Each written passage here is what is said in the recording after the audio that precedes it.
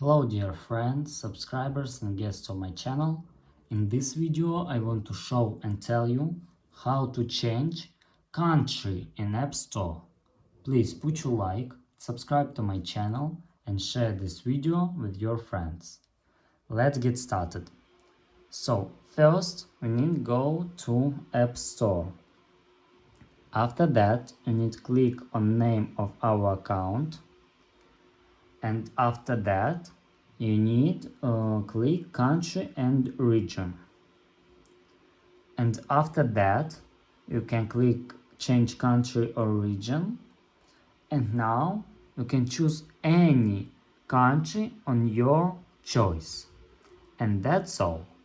If you enjoyed this video and found it helpful, please put your like, subscribe to my channel and share this video with your friends. Bye bye everyone, see you later.